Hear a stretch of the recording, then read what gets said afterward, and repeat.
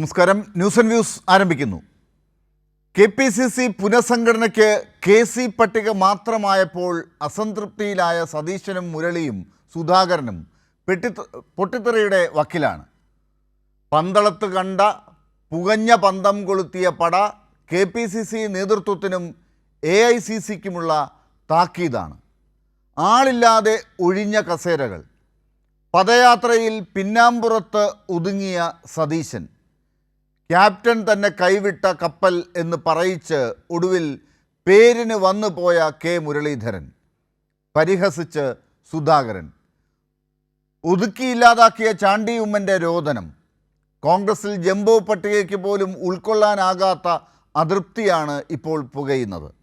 അത് കേവലം സാങ്കേതിക പിശകല്ല, KCയുടെയും KPCCയുടെയും വെട്ടിനിരത്തലാണെന്ന് മനസ്സിലാക്കാൻ ഉണ്ണിത്താൻ്റെ ഭാഷയിൽ പറഞ്ഞാൽ പാഴൂർ പടി വരെ പോകേണ്ട കാര്യമില്ല.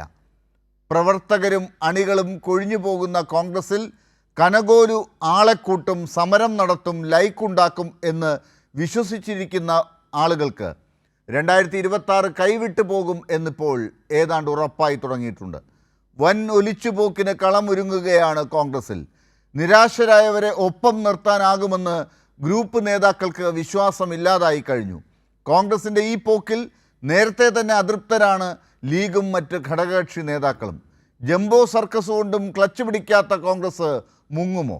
പുനഃസംഘടനയിൽ വിശ്വാസം നഷ്ടപ്പെട്ട കോൺഗ്രസ് ഇപ്പോൾ വിശ്വാസ സംരക്ഷണ യാത്ര നടത്തി അതും പൊളിഞ്ഞു എന്ന പഴി കേൾക്കുകയാണ്. സർവത്ര വിശ്വാസം പോയ അവസ്ഥ. ജംബോ പട്ടിക കൊണ്ടുവന്ന് ജംബോ സർക്കസിനെ വെല്ലുന്ന മുറകൾ കാട്ടുമ്പോൾ പ്രവർത്തകർ നിരാശരായി പാർട്ടി വിടുമോ? ന്യൂസ് ആൻഡ് വ്യൂസ് അന്വേഷിക്കുമ്പോൾ ചർച്ചയിൽ ചേരുന്നവർ: CPIM നേതാവ് AK ഷാനിബ്, കോൺഗ്രസ് വക്താവ് A ഷുക്കൂർ, ഇടത് നിരീക്ഷകൻ അഡ്വക്കേറ്റ് N ലാൽകുമാർ എന്നിവർ.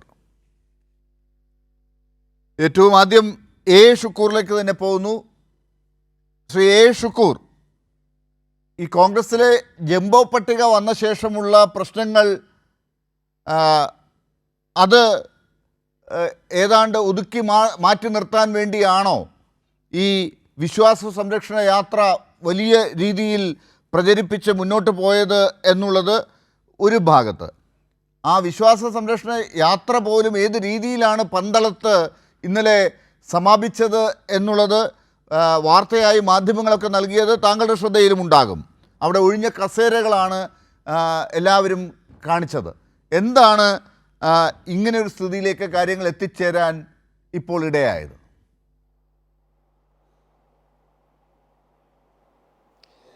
ലാലെ, ഞാൻ ഈ പരിപാടിയിൽ പൂർണ്ണമായി പങ്കെടുത്ത ആളാണ്. 2 ദിവസം പൂർണ്ണമായിട്ടുണ്ടായിരുന്നു. ഈ യാത്രയിൽ പങ്കെടുത്ത് ഞാൻ നമ്മുടെ പന്തളത്ത് നഗരത്തിലെ പ്രധാന വേദി ഞങ്ങൾ ഒരുക്കിയ സ്ഥലത്ത് പോയതാണ്. അവിടെ മണ്ണ് തുള്ളിയിട്ടാൽ ഒരു താഴോട്ട് പോകാത്ത രീതിയിൽ വലിയ ജനക്കൂട്ടമായിരുന്നു. അവിടെ ഒരു 2000-3000 കസേരകൾ നിരത്തിയിരുന്നു. ആ കസേരകളിൽ മുഴുവൻ ആളായിരുന്നു. സ്വാഗത പ്രസംഗം മുതൽ മുരളീധരൻ പ്രസംഗിക്കുന്നത് വരെ ആ ആളുകൾ അവിടെ ഉണ്ടായിരുന്നു. അത് നന്ദി പ്രകാശിപ്പിക്കുമ്പോഴത്തേക്ക് കുറേ ആളുകൾ പോയി എന്നുള്ളത് വസ്തുതയാണ്. അത് എത്ര മണിക്കൂർ കഴിഞ്ഞാണ്? സ്വാഗത പ്രസംഗം മുതൽ അവിടെ ഉണ്ടായിരുന്ന ഒരാളാണ് ഞാൻ. അപ്പം ഇങ്ങനെ ഒരു നുണപ്രചരണം CPM അല്ലെങ്കിൽ ഈ താല്പര്യമുള്ള ചാനലുകളോ അവർക്കുമായി ബന്ധമുള്ളവർ കൊടുക്കുന്നത് ശരിയാണോ? എന്നാൽ വാസ്തവം എന്തെന്നുള്ളത് അത് കണ്ടിട്ടുള്ളവരും ആ പ്രദേശത്തെ നാട്ടുകാരും കൃത്യമായി അവർക്കറിയാം. അവിടെ കസേരകളെല്ലാം ഒഴിഞ്ഞു കിടക്കുന്ന ഇത് ഏതെങ്കിലും ഒരു സന്ദർഭത്തിൽ ഒന്നുകിൽ അവസാനിച്ചതിന് ശേഷം, അതല്ലെങ്കിൽ ഇതിനു മുമ്പ്, തുടക്കത്തിന് മുമ്പ്, ഞങ്ങളുടെ യോഗം തുടങ്ങുന്നതിന് മുമ്പ് അതാരാണ് പ്രസംഗിക്കുന്നതെന്നുള്ളത് നിങ്ങൾ വേദിയിൽ കൂടെ ഒന്ന് കാണിച്ചാൽ അത് ആ സമയം കൂടെ പറയാൻ കഴിയും. ശ്രീ A ഷുക്കൂർ, താങ്കൾ ഇപ്പോൾ പറയുന്നത് ഇതെല്ലാം കഴിഞ്ഞതിന് ശേഷമുള്ളതോ അല്ലെങ്കിൽ തുടക്കത്തിലോ ഉള്ള ചിത്രമാണ് കാണിക്കുന്നതെന്നാണ്. ഇപ്പോൾ വേദിയും കൂടെ കാണിക്കുന്നുണ്ട്.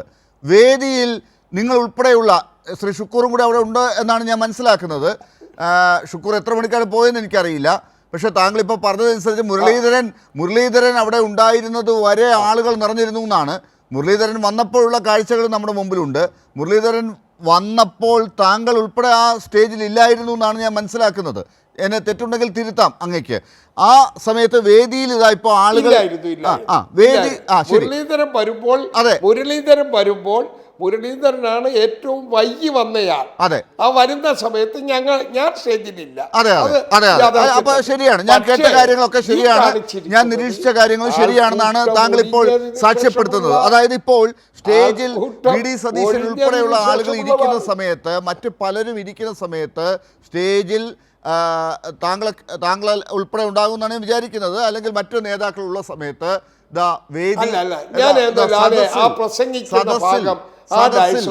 സദസ്സിൽ ഒഴിഞ്ഞിരിക്കുന്ന നിങ്ങൾ ഇത്രയും എടുത്തല്ലോ.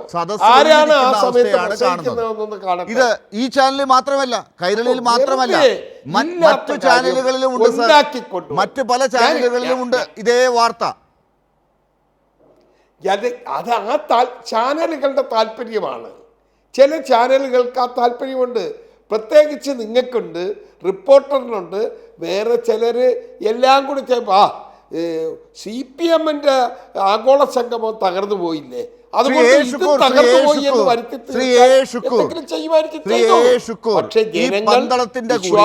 ഈ പന്തളത്തിന്റെ കൂടി ചുമതലയുള്ള, പന്തളത്തെ കൂടി MP ആയിട്ടുള്ള കൊടിക്കുന്നിൽ സുരേഷ് ഇപ്പൊ സംസാരിക്കുന്ന കാഴ്ചയാണ് നമ്മൾ കാണിക്കുന്നത്. അവിടെ നോക്കൂ, ആ കസേരകളുടെ എണ്ണം നോക്കൂ, കസേരകളുടെ സ്ഥിതി നോക്കൂ. അവിടെ ഒരൊറ്റ മനുഷ്യരില്ല മുമ്പിൽ. ഏറ്റവും മുമ്പിൽ മാത്രം കുറച്ച് പേരുണ്ട്. കൊടിക്കുന്നിൽ സുരേഷ് സംസാരിക്കുമ്പോഴാണ്, തൊട്ടു മുമ്പിൽ വിഷ്ണുപ്രസാദ് സംസാരിക്കുന്ന സമയത്താണ് നമ്മൾ മറ്റൊരു കാഴ്ച കാണിച്ചത്. ഇതൊക്കെയാണ് അവിടെ നടക്കുന്നത്. കൊടിക്കുന്നിൽ സംസാരിക്കുമ്പോൾ ആളില്ല എന്ന് പറഞ്ഞാൽ അവിടുത്തെ MP ആണ്. സോറി, വിഷ്ണുപ്രസാദ് അല്ല, വിഷ്ണുനാഥ്. കൊടിക്കുന്നിൽ സുരേഷ്, അടൂർ പ്രകാശ്, അല്ല ഞാൻ പറയുന്നത് കേൾക്കൂ, ഞാനൊന്ന് പറയുന്നത് കേൾക്കൂ. കൊടിക്കുന്നിൽ സുരേഷ്, അടൂർ പ്രകാശ്, കെ മുരളീധരൻ, ബെന്നി ബെഹന, ഇവർ 4 പേരാണ് ജാഥ നയിച്ചിട്ടുള്ള ക്യാപ്റ്റന്മാർ. ഇവർ 4 പേരും പ്രസംഗിച്ചത് എത്രയോ മണിക്കൂറുകൾ കഴിഞ്ഞാണ്. എന്ന് പറഞ്ഞാൽ സ്വാഗത പ്രസംഗം, അധ്യക്ഷ പ്രസംഗം, ഉദ്ഘാടന പ്രസംഗം, രമേശ് ചെന്നിത്തലയുടെ പ്രസംഗം, മറ്റ് നേതാക്കളുടെ പ്രസംഗം, എന്ന് പറഞ്ഞാൽ കോൺഗ്രസ് കഴിഞ്ഞുള്ള മറ്റ് നേതാക്കന്മാർ ആരൊക്കെ, PJ ജോസഫ് മുതൽ മുസ്ലിം ലീഗിൻ്റെ ഷംസുദ്ദീൻ, CP ജോൺ, പിന്നെ നമ്മുടെ കൊല്ലം MP, അപ്പൊ അങ്ങനെ തുടങ്ങി. ഇതൊരു സാധാരണ സമ്മേളനമല്ല, ഇതൊരു സാധാരണ സമ്മേളനമല്ല. താങ്കൾക്ക് തന്നെ അറിയാമല്ലോ, കോൺഗ്രസ് വലിയ രീതിയിൽ പ്രചരിപ്പിച്ച ഒരു വിശ്വാസ സംരക്ഷണ സമ്മേളനമാണ്. അതായത് അയ്യപ്പനെ സംരക്ഷിക്കാൻ വേണ്ടി നിങ്ങളൊക്കെ കൂടി വലിയ രീതിയിൽ ഒരു സമ്മേളനമാണ്. അതിലാണ് ഈ രീതിയിൽ 8:35 ഞാൻ കാണിച്ച കാഴ്ചകളുടെ 8:35 അവിടെ ഒരു 7 മണി കഴിഞ്ഞിട്ടൊക്കെ ആണല്ലോ വലിയ രീതിയിൽ നേതാക്കളൊക്കെ എത്തി തുടങ്ങിയത്. 8:35 ഇത്രയധികം വിശ്വാസികളെ അവിടെ നിന്ന് ഓട്ടിച്ച സമ്മേളനം എന്താണ്? ആ വിശ്വാസികളൊക്കെ ഇത്രയധികം അവിടെ നിന്ന് വിട്ടുപോയെങ്കിൽ 8:35 പോലും ആളില്ലെങ്കിൽ, 8:35 പോലും ആളില്ലെങ്കിൽ അത് എന്ത് വിശ്വാസികളാണ് സാർ? ഏത് വിശ്വാസികളാണ് നിങ്ങൾ അവിടെ കൊണ്ടുവന്നത്? ഒരു വിശ്വാസി പോലും അവിടെ നിന്നില്ല. യഥാർത്ഥ വിശ്വാസികൾ അവിടെ നിന്ന് ഓടിപ്പോയി എന്നാണ് എനിക്ക് മനസ്സിലാകുന്നത്. 8:35 മുമ്പ് ഞങ്ങളുമൊക്കെ 8:35 മുമ്പ് ഞങ്ങൾ ആ വേദി വിട്ടുപോയി. 6 മണിക്ക് ശേഷം 6:30 മുമ്പായി യോഗം, സമ്മേളന സ്ഥലത്ത് യോഗം തുടങ്ങി. അപ്പൊ ജാഥയുടെ ക്യാപ്റ്റൻ കെ മുരളീധരൻ പോലും എത്തിയിട്ടില്ല. അപ്പോ കെ മുരളീധരൻ വരുന്നത് വരെ കാത്തിരിക്കാൻ, ജാഥയുടെ ക്യാപ്റ്റൻ വരുന്നത് വരെ കാത്തിരിക്കാൻ പറ്റാത്ത വിശ്വാസികൾ. എന്ത് അയ്യപ്പനോടുള്ള സ്നേഹമാണ് സാർ? അയ്യപ്പനോട് നിങ്ങൾക്ക് എന്ത് സ്നേഹമാണ് സാർ?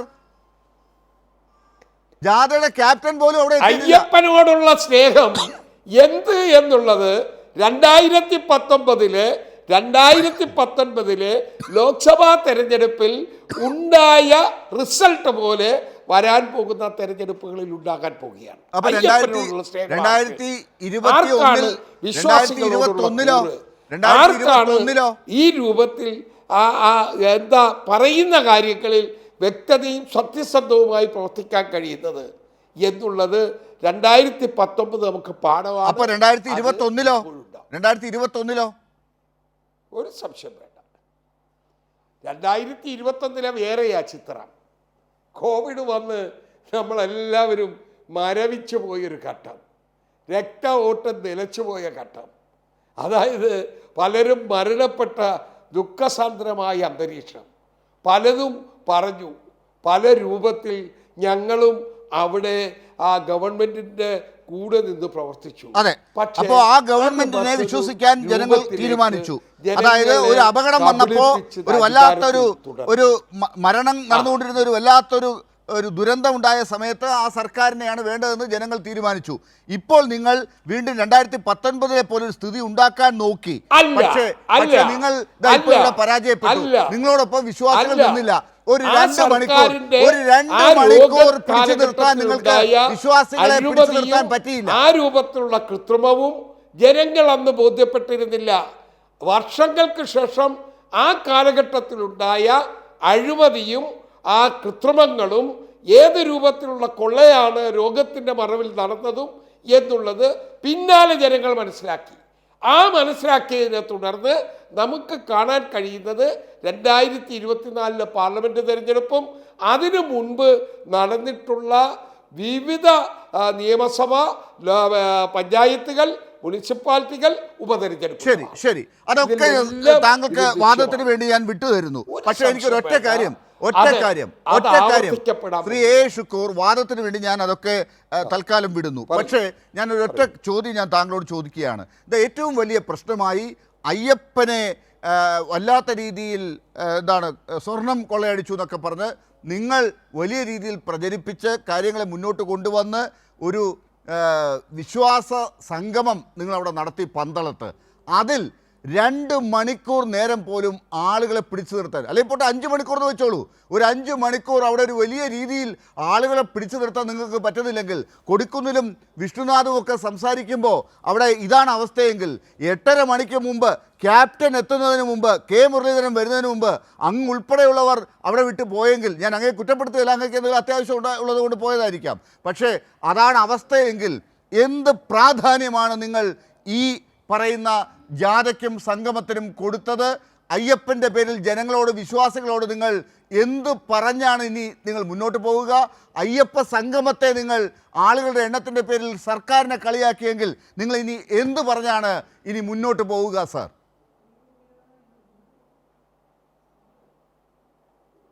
ഞങ്ങൾ ഒരു സർക്കാരിനെ കളിയാക്കിയിട്ടില്ല.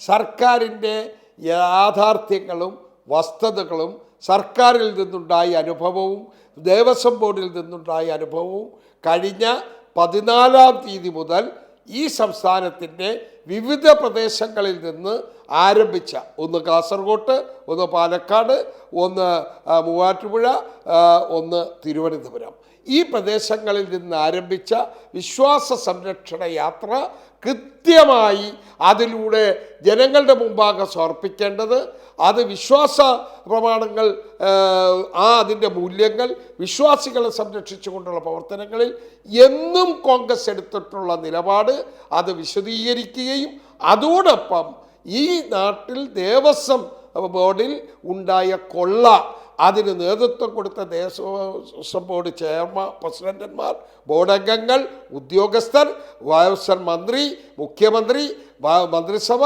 ഇവരുടെ റോൾ എന്ത് എന്നുള്ളത് കൃത്യമായി ഇങ്ങനെയൊന്നും പറയരുത് സാർ, ഇങ്ങനെയൊന്നും പറയരുത്. വരെ ചെമ്പുപാളികളായിരുന്ന സ്വർണ്ണക്കൊള്ളയുടെ പേരിൽ നിങ്ങൾ ഇടപെടാൻ ഞാനിതൊന്ന് പൂർത്തീകരിക്കട്ടെ. ഞാൻ കൊള്ളയടിച്ചോ എന്നുള്ളത് വ്യക്തമാക്കി തരാം. അത് ഞാൻ വ്യക്തമാക്കി തരാം. എനിക്ക് പറയാനുള്ള അവസരം തരൂ. ഞാൻ എന്റെ ചോദ്യം നോക്കൂ. താങ്കൾ ഇപ്പോൾ പറഞ്ഞ ഒരു കാര്യമുണ്ടല്ലോ, താങ്കൾ ഇപ്പോൾ പെട്ടെന്ന് തീർക്കാം. താങ്കൾ പറഞ്ഞ കാര്യത്തിൽ നിന്ന് തന്നെ ഒരു കാര്യം താങ്കളുടെ അനുവാദത്തോടു കൂടി ഞാനൊന്ന് ആഡ് ചെയ്യുകയാണ്, ഒന്ന് കേൾക്കൂ. എന്നിട്ട് താങ്കൾ തന്നെ പറഞ്ഞ് പൂർത്തിയാക്കിക്കോളൂ, എന്നിട്ട് ഞാൻ അടുത്ത അതിഥിയിലേക്ക് പോകൂ. ഈ പറഞ്ഞ പിണറായി വിജയൻ സർക്കാരിനെ നിങ്ങൾ കളിയാക്കിക്കൊണ്ട് നിങ്ങൾ എന്തൊക്കെയാണ് പറഞ്ഞത്? ഈ ജാഥയുടെ ക്യാപ്റ്റൻ തന്നെ ആയിട്ടുള്ള കെ മുരളീധരൻ തന്നെ പിണറായി വിജയനെ കുറിച്ച് പറഞ്ഞ ഒരു വാചകം ദാ ഇപ്പോൾ സമൂഹ മാധ്യമത്തിലുണ്ടല്ലോ. ദേവന്റെ സ്വത്ത് അപഹരിച്ചാൽ വലിയ അപകടം, ഒന്നുകിൽ കൈക്കോ കാലിനോ പരിക്കേൽക്കും, അല്ലെങ്കിൽ ചിത്തഭ്രമം സംഭവിക്കും. ഇതൊക്കെയാണ് കെ മുരളീധരൻ പറഞ്ഞത്. നിങ്ങളൊക്കെ അവിടെ വന്ന് ഇതിനൊക്കെ കൈയടിച്ച് പോകുന്ന ആളുകളായിരുന്നല്ലോ. ഇതിൻ്റെ പേരിലാണ് കുറേ വിശ്വാസികൾ അവിടെ കൂട്ടിയത്. എന്നിട്ട് 2 മണിക്കൂർ പോലും അവരെ പിടിച്ചു നിർത്താനായില്ല. പക്ഷേ ചില സമൂഹ മാധ്യമങ്ങളിൽ ചിലരൊക്കെ അതിന് മറുപടി കൊടുത്തിട്ടുണ്ട് സാർ. ഞാൻ അതും കൂടി താങ്കളെ ഒന്ന് കേൾപ്പിക്കാം. നോക്കൂ, വിശ്വഭദ്രാനന്ദ ശക്തിബോധി എഴുതിയിരിക്കുന്ന ഒരു പോസ്റ്റ് എൻ്റെ മുമ്പിലുണ്ട്. അതിലെന്താണ് പറഞ്ഞിരിക്കുന്നതെന്നറിയോ? കെ മുരളീധരൻ്റെ തിയറി പ്രകാരം മുൻ മുഖ്യമന്ത്രി കെ കരുണാകരന് വാഹനാപകടമുണ്ടായതും പിന്നീട് രാഷ്ട്രീയമായ തിരിച്ചടികൾ പതിവായി അവസാനം മക്കളെയും ശിഷ്യരെയും ഓർത്ത് നിരാശാഭരിതനാകേണ്ടി വന്നതും ഓർത്ത് ഗുരുവായൂരപ്പൻ്റെ നവരത്നമാല മോഷ്ടിച്ചിട്ടാണ് അത് എന്ന് പറയേണ്ടി വരും. ഇതിനു മേൽ പറയാനൊന്നും എനിക്ക് വയ്യ എന്ന് ഒരു സ്വാമിയെ കൊണ്ട് പോലും പോസ്റ്റ് ഇടിച്ചിരിക്കുകയാണ്. വിശ്വഭദ്രാനന്ദ ശക്തിബോധി ഇട്ടിരിക്കുന്നൊരു പോസ്റ്റാണ്. ഇതുപോലെയൊക്കെ അയ്യപ്പൻ്റെ പേരിൽ ഇങ്ങനെ പ്രചരണം നടത്തി മുരളീധരനെ പോലുള്ള ആളുകൾ വിശ്വാസികളെ കബളിപ്പിച്ച് അവിടെ പന്തളത്ത് എത്താൻ പോലും അദ്ദേഹം മെനക്കെട്ടില്ല. നിങ്ങളൊക്കെ അവിടെ വന്ന് നേരത്തെ വന്ന് പോയി, വിശ്വാസികൾ അവരുടെ പാട്ടിനും പോയി. അങ്ങനെയൊക്കെ ഉള്ളപ്പോൾ ഈ ദൈവത്തിനെ ഉപയോഗിച്ച് ഇതുപോലെ രാഷ്ട്രീയം കളിക്കരുത് എന്നാണ് ഇവരൊക്കെ പറയുന്നത്. ഇനിയെങ്കിലും അത് അവസാനിപ്പിക്കുമോ?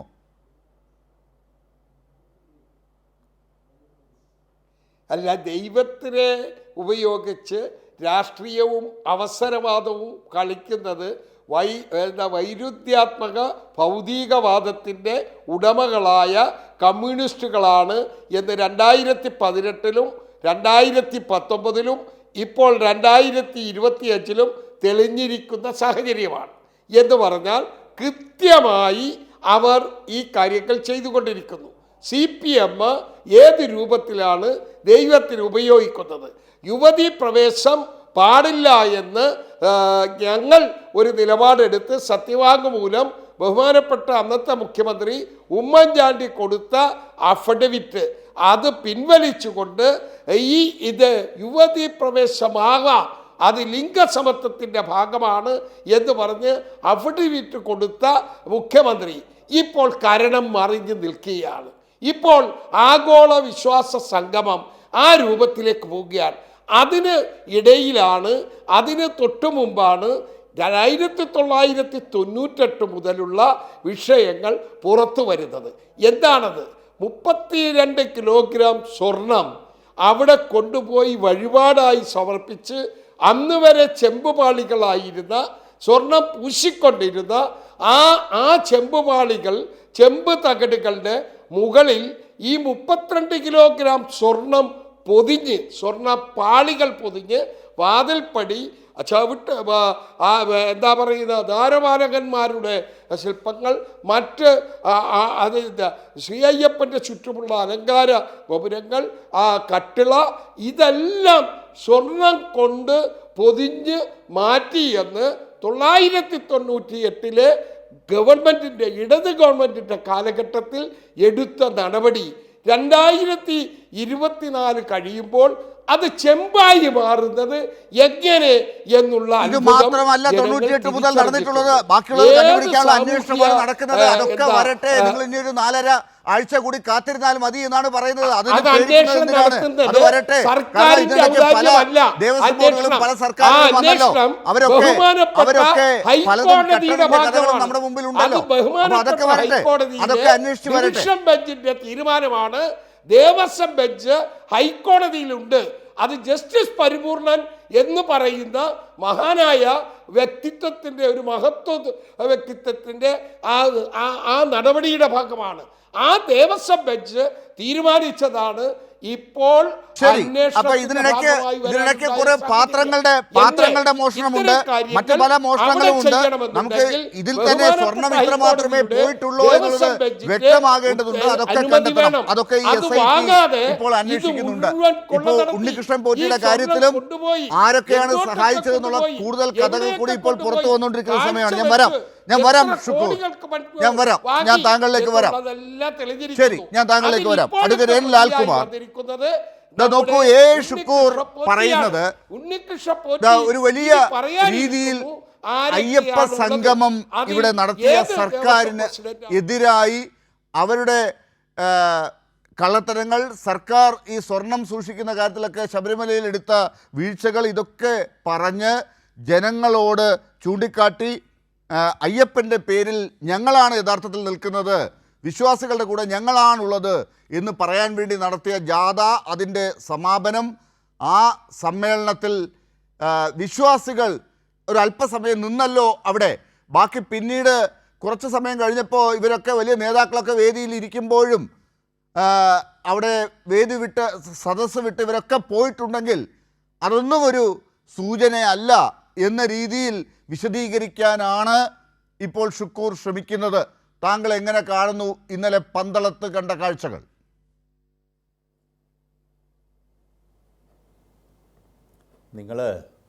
നിങ്ങൾ അവതാരകനും കോൺഗ്രസിൻ്റെ പ്രതിനിധിയും കൂടെ ആവശ്യത്തിൽ കൂടുതൽ ശബ്ദം ഉയർത്തിയതുകൊണ്ട് ഞാൻ പതുക്കെ പറയാമെന്ന് കരുതുന്നു. കാര്യം ഇപ്പം തന്നെ ഒരു ആവറേജ് ശബ്ദം ഒരു ചർച്ചയ്ക്ക് കോൺസ്റ്റൻ്റ് ആയിരിക്കണമെന്ന് എനിക്ക് തോന്നുന്നു. അപ്പോൾ ഇനി ഞാനെങ്കിലും ഇച്ചിരി കുറച്ചില്ലെങ്കിൽ അതൊരു ബുദ്ധിമുട്ടുണ്ടാവും. കാര്യം ആൾക്കാർക്ക് കേൾക്കണമല്ലോ. ഇവിടെ വന്നിരിക്കുന്ന ഒരുപാട് വിഷയങ്ങളുണ്ട്. നോക്കൂ, 2019 ഈ പറയുന്ന ഒരു മോശം പ്രവൃത്തി അവിടെ നടന്നിട്ടുണ്ട് എന്നുള്ളൊരു കണ്ടെത്തലിലേക്ക് വരും. അതുമായി ബന്ധപ്പെട്ട് വ്യക്തമായ അന്വേഷണം നടക്കുന്നു. ആ അന്വേഷണവുമായി ബന്ധപ്പെട്ട് മുഖ്യമന്ത്രി കൃത്യമായ നിലപാടെടുത്തിരിക്കുന്നു. ഹൈക്കോടതിയുടെ മേൽനോട്ടത്തിലുള്ള അന്വേഷണവുമായി ബന്ധപ്പെട്ട് മുഖ്യമന്ത്രി വ്യക്തമായി പറഞ്ഞിരിക്കുന്നു, നല്ല രീതിയിൽ അന്വേഷണം നടക്കുന്നു, അതിലൊരു ഇടപെടലും നടക്കുന്നില്ല. കുറ്റക്കാരെ പിടിക്കുക, അതിപ്പം CPM എന്നോ കോൺഗ്രസ് എന്നോ, ഇതിനിടയ്ക്ക് പറഞ്ഞല്ലോ 98 കഴിഞ്ഞിട്ട് ആരൊക്കെ അവിടെ ദേവസ്വം ബോർഡ് പ്രസിഡന്റുമാരായി, ആരൊക്കെ ദേവസ്വം ബോർഡ് മെമ്പർമാരായി, അതിനനുസരിച്ച് എന്തൊക്കെ അഴിമതി നടന്നിരുന്നു, ഇതിനെക്കുറിച്ചൊക്കെ സമഗ്രമായ അന്വേഷണം നടക്കേണ്ടതായിട്ടുണ്ട്. ആ സമഗ്രമായ അന്വേഷണം നടക്കുക തന്നെ ചെയ്യുമെന്നാണ് ഞാൻ കണക്കാക്കുന്നത്. കാര്യം ഹൈക്കോടതി ഇതിനകത്ത് വ്യക്തമായി ഒരു നിലപാടെടുത്തു കഴിഞ്ഞു. അതിനകത്ത് വേറെ ആർക്കും വലിയ ചോയ്സ് ഒന്നുമില്ല. ഇനി ഒരല്പം രാഷ്ട്രീയം പറയാം. നോക്കൂ, ഇന്നലെ കോൺഗ്രസ് നടത്തിയ പരിപാടിയുടെ ആൾക്കാരുടെ എണ്ണവും കസേരയുടെ ഒഴിവും എന്നെ സംബന്ധിച്ചിടത്തോളം ബാധിക്കുന്നൊരു വിഷയമേ അല്ല. കാര്യം ഉണ്ടോ ഇല്ലയോ, അങ്ങോട്ടോ ഇങ്ങോട്ടോ മാറി നിന്നോ എന്നുള്ളതൊന്നും അല്ല ഇവിടുത്തെ വിഷയം. അത് ഒരു രാഷ്ട്രീയ വിഷയമായി തന്നെ ഞാൻ കണക്കാക്കുന്നില്ല. പക്ഷേ ആ പറയുന്ന ചർച്ചകൾക്കുള്ളിൽ നമ്മൾ മനസ്സിലാക്കേണ്ടത് അയ്യപ്പനെ ഉപയോഗിച്ച് കേരളത്തിൽ രാഷ്ട്രീയം പറയുന്ന ഒരു സാഹചര്യം പലപ്പോഴും ഉണ്ടായിട്ടുണ്ട്. നോക്കൂ, കേരളത്തിൽ സുപ്രീം കോടതിയുടെ വിധിക്ക് ശേഷം ആദ്യമായി വിധി നടപ്പാക്കണമെന്ന് പറഞ്ഞ ആൾ അന്നത്തെ പ്രതിപക്ഷ നേതാവ് രമേശ് ചെന്നിത്തലയായിരുന്നു. വ്യക്തമായി ആദ്യം RSSO സംഘപരിവാറോ മറ്റാൾക്കാർ പ്രതികരിക്കുന്നതിന് മുമ്പ് തന്നെ ഈ വിധി കൃത്യമായി നടപ്പാക്കണം, അതിന് വേണ്ട കാര്യങ്ങൾ സർക്കാർ ചെയ്യണമെന്നുള്ളത് ഈ പറയുന്ന കേരളത്തിലെ മാധ്യമപ്രവർത്തകർ മൊത്തം റിപ്പോർട്ട് ചെയ്തൊരു കാര്യമാണ്.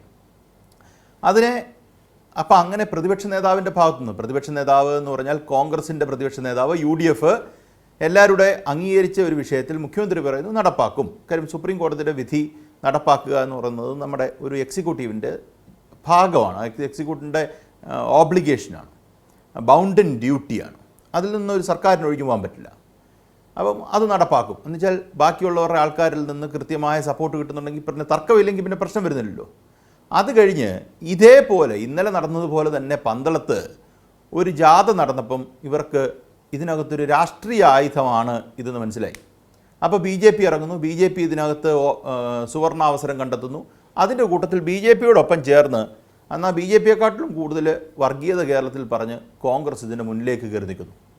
അതിൻ്റെ പരിണിത ഫലമായി അവർക്ക് 2019 രാഷ്ട്രീയ നേട്ടം ഉണ്ടായിട്ടുണ്ടെന്ന് അവർ കരുതുന്നു. ഞാൻ അതിനെ കരുതുന്നേയില്ല. ശബരിമലയിലെ ചെറിയ ഇമ്പാക്റ്റൊക്കെ ഉണ്ടായിട്ടുണ്ടെന്നും അതേ സ്ഥാനത്ത് രാഹുൽ ഗാന്ധിയുടെ കേരളത്തിലേക്കുള്ള വരവ് നരേന്ദ്രമോദി എന്ന പ്രധാനമന്ത്രിയെ ഒഴിവാക്കി നിർത്താൻ കോൺഗ്രസ് വോട്ട് ചെയ്യുന്നതാണ് നല്ലത് എന്ന്, കാര്യം കോൺഗ്രസ് അധികാരത്തിൽ വരുമെന്നാണ് വിചാരിച്ചത്. കാര്യം കേരളത്തിൽ നിന്നൊരു പ്രധാനമന്ത്രി, അങ്ങനെ ഉണ്ടായൊരു ഡെവലപ്മെൻ്റ് അതാണ് ഇതിൻ്റെ സത്യം. പിന്നെ അടുത്ത ഇവിടെ വന്നൊരു വിഷയം അഫിഡവിറ്റുമായിട്ട് ബന്ധപ്പെട്ടാണ്. നോക്കൂ, അത്ര കൃത്യമായിട്ടാണ് അദ്ദേഹം തെറ്റിദ്ധരിപ്പിച്ചത്. തെറ്റിദ്ധരിപ്പിച്ചു എന്ന് ഞാൻ പറയുന്നില്ല, അഫിഡവിറ്റ് മാറ്റി കൊടുത്തു തന്നെയാണ്, അതിന് സംശയമില്ല. പക്ഷേ ഈ അഫിഡവിറ്റിലാണ് ഈ കാര്യങ്ങൾ ഇരിക്കുന്നത് എന്ന് ഞാൻ കഴിഞ്ഞ ദിവസം ഒരു ചർച്ചയ്ക്കകത്ത് സൂചിപ്പിച്ചതുമാണ്. ഈ അഫിഡവിറ്റിലാണ് ഈ കാര്യങ്ങൾ മൊത്തം ഇരിക്കുന്നത്.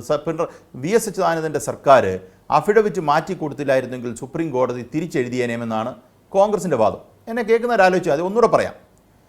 5 അംഗ ബെഞ്ചിൽ ഇന്ദു മൽഹോത്ര എഴുതിയത് ഡിസെൻ്റാണ്, അവിടെ കയറ്റരുത് എന്നാണ് എഴുതിയത് ഇന്ദു മൽഹോത്ര.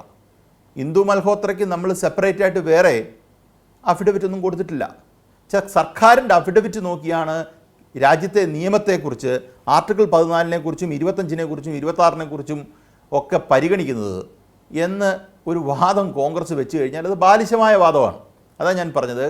കേരളത്തിൽ നിന്നൊരു സർക്കാരിൻ്റെ അഫിഡവിറ്റ് പോയപ്പോൾ തന്നെ ആ പോയ അഫിഡവിറ്റിൽ ഒരു ഡിസൻ നോട്ട് എഴുതാൻ അല്ലെങ്കിൽ ഡിസൻ ജഡ്ജ്മെൻറ്റ് എഴുതാൻ ഒരു ജഡ്ജിക്ക് കഴിഞ്ഞു എന്നുള്ളത് പല പ്രാവശ്യം പറഞ്ഞിട്ടുള്ളതാണ്. കോൺഗ്രസ് വീണ്ടും വീണ്ടും ആ വാദം ഉന്നയിക്കുന്നത് കൊണ്ട് പറയുന്നത് മാത്രം.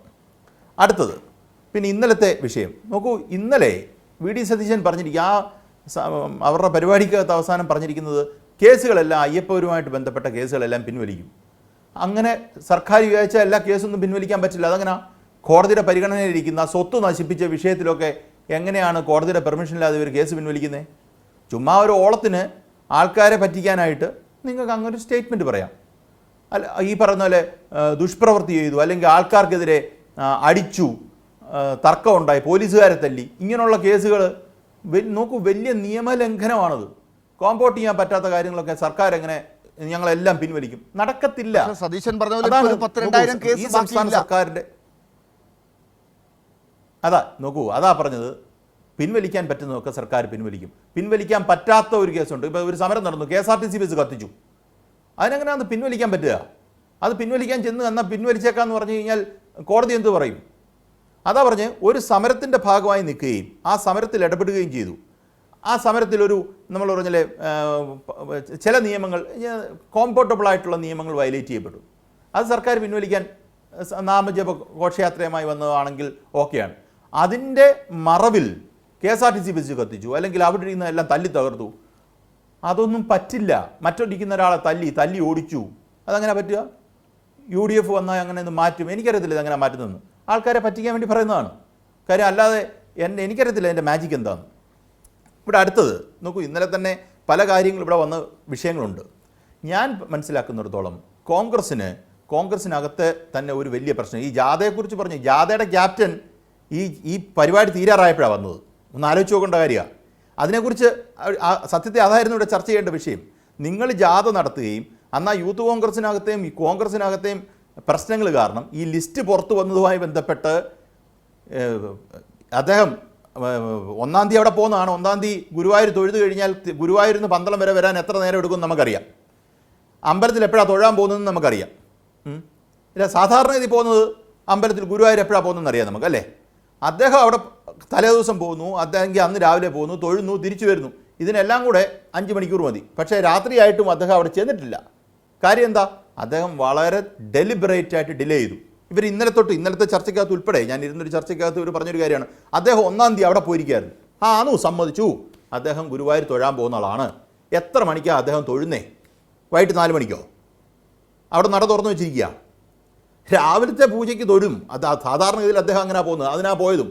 അത് കഴിഞ്ഞ് വാർത്തയിൽ അദ്ദേഹത്തിനൊരു പ്രതിഷേധമുണ്ടെന്നും ഈ പറയുന്ന ഈ വിഷയങ്ങൾ ഡെവലപ്പ് ചെയ്തതുമായി ബന്ധപ്പെട്ട് അദ്ദേഹത്തിന് ഒരു നഷ്ടം സംഭവിച്ചു. കാര്യം അദ്ദേഹം പറഞ്ഞ ആളുടെ പേര് KPCC ജനറൽ സെക്രട്ടറിയുടെ സ്ഥാനത്തേക്ക് വന്നില്ല. അതുകൊണ്ട് അദ്ദേഹം ഒരു ജാഥ ക്യാപ്റ്റൻ വന്നില്ലെങ്കിൽ ഒരു കൺസീലിയേഷൻ ടോക്കിലേക്ക് എത്തണം എന്നുള്ളത് കൊണ്ട് കൃത്യമായി KPCC പ്രസിഡന്റ് ഇടപെടുന്നു. അദ്ദേഹത്തിനെ കൺസിലേഷൻ പരിഗണിക്കാമെന്നുള്ള വാക്ക് കിട്ടിയതുകൊണ്ടാണ് അദ്ദേഹം വന്നാലേ വരത്തില്ല. അതാണ് ഇവിടുത്തെ രാഷ്ട്രീയ വിഷയം. അല്ലാതെ ഈ പറഞ്ഞ കസേരയിൽ എത്ര ആളുണ്ടായിരുന്നു പറയുന്നത് അങ്ങോട്ടോ ഇങ്ങോട്ടോ മാറിയിരുന്നാൽ പോലും മൊത്തം ജാം പാക്ക് ആയിട്ട് ആയിരുന്നാലും എന്നെ ബാധിക്കുന്നൊരു വിഷയമല്ല. ഇതിന് പക്ഷേ കോൺഗ്രസ് മറുപടി പറയണ്ടേ? അതാണ് ഇവിടുത്തെ അടിസ്ഥാനപരമായ പ്രശ്നം. ഞാൻ പറഞ്ഞാലേ, കോൺഗ്രസിൻ്റെ അകത്തെ മൊത്തം രാഷ്ട്രീയം ഇപ്പം നോക്കൂ, നമ്മൾ എത്രയോ ചർച്ചയ്ക്ക് ഇപ്പം കഴിഞ്ഞ കാലങ്ങളായി ഷുക്കൂർ ചർച്ചയ്ക്ക് വരുന്ന ഒരാളല്ല. അദ്ദേഹം കോൺഗ്രസിൻ്റെ വലിയ നേതാവാണ്. ആലപ്പുഴ ജില്ലയിലെ ഒരു നേതാവെന്ന് പറഞ്ഞു കഴിഞ്ഞാൽ ഇപ്പം സുധീരനൊക്കെ മറ്റ് സ്ഥലത്തുനിന്ന് വന്നിട്ടൊരാളാണ്. രമേശ് ചെന്നിത്തല കഴിഞ്ഞാൽ പിന്നെ ഏറ്റവും തലയെടുപ്പുള്ള നേതാവാണ് ഷുക്കൂർ. എനിക്കതിന് സംശയമില്ല. പക്ഷേ ഷുക്കൂറിനെയൊക്കെ ഇത്രയും നാളായിട്ട് പരിഗണിക്കാതെ, ഇപ്പം ജനറൽ സെക്രട്ടറി സ്ഥാനത്ത് അതോ ഉണ്ടോ എന്ന് എനിക്കറിയത്തില്ല, ഈ കൊച്ചു പിള്ളേർ വരെ അവർക്ക് KC വേണുഗോപാലിന് താല്പര്യമുള്ളവരൊക്കെ വൈസ് പ്രസിഡൻറ്റും ഒക്കെ ആകുന്ന കാലത്തിൽ കൂടെ ഇത്രയും സീനിയറായിട്ടൊരാളെ പരിഗണിക്കുന്നില്ല. പക്ഷേ അദ്ദേഹം പാർട്ടിയോടുള്ള സ്നേഹം കൊണ്ട് ഇവിടെ ഡിഫെൻഡ് ചെയ്യാൻ വന്നിട്ടുണ്ടെന്നുള്ളത് ഞാൻ അപ്രീഷിയേറ്റ് ചെയ്യുന്നു. അദ്ദേഹത്തിൻ്റെ പൊസിഷൻ ഞാൻ അപ്രീഷിയേറ്റ് ചെയ്യുന്നു. അദ്ദേഹത്തിൻ്റെ അത്രയും സീനിയറായിട്ടുള്ള ഒരാൾ തഴയപ്പെടുന്നു എന്നുള്ളതൊരു യാഥാർത്ഥ്യമാണ്. അദ്ദേഹത്തിന് ഇത് പറയാൻ പറ്റില്ല. അദ്ദേഹത്തിന് പറയാൻ പറ്റാത്തൊരു സാഹചര്യമാണിത്.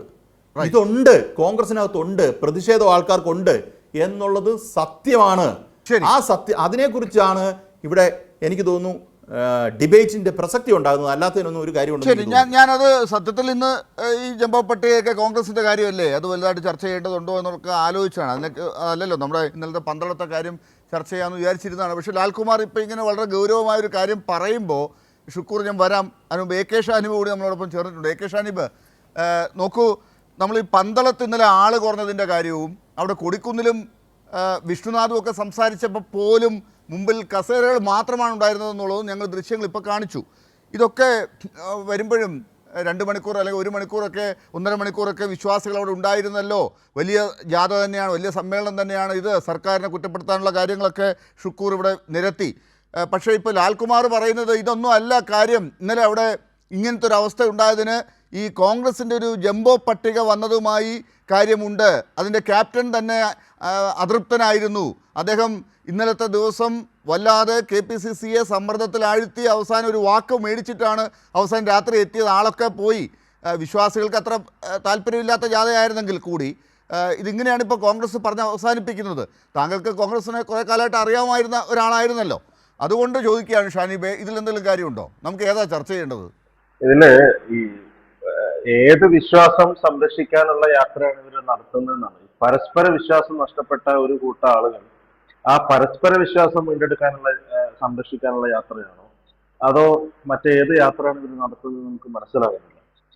താങ്കൾ തന്നെ സൂചിപ്പിച്ചതുപോലെ കോൺഗ്രസിന്റെ ആഭ്യന്തര കാര്യമാണ്. നമ്മൾ അതിനകത്ത് കൂടുതൽ ചർച്ച ചെയ്തിട്ട് വല്ല കാര്യമുണ്ടോ എന്ന് ചോദിച്ചാൽ അതിൽ പ്രത്യേകിച്ച് കാര്യമൊന്നുമില്ല. കാലങ്ങളായിട്ട് കോൺഗ്രസിനകത്ത് ഇത് തന്നെയാണ് സംഭവിക്കുന്നത്. പക്ഷേ പ്രധാനപ്പെട്ട ഒരു കാര്യം എന്താണെന്ന് വെച്ച് കഴിഞ്ഞാൽ ഇപ്പോ 2 വർഷം മുമ്പാണ് ഇപ്പോ ഷുക്കൂർ, ബഹുമാനായ ഷുക്കൂർ അദ്ദേഹം അവിടെ ഇരിക്കുന്നുണ്ടല്ലോ.